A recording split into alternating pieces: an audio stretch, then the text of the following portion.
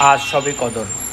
সবাইকে শুভেচ্ছা এবং স্বাগতম জানাচ্ছি।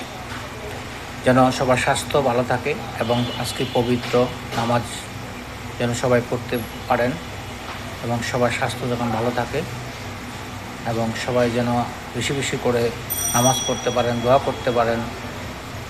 আসলে আমরা পাপী বান্দা, আমাদের পাপের কোনো সীমা নেই। আমাদের প্রতি চলায় চলায় পাপ, আমাদের দৃষ্টিভঙ্গিতে পাপ, আমাদের চাউনিতে পাপ, আমাদের সব কিছুতে পাপ।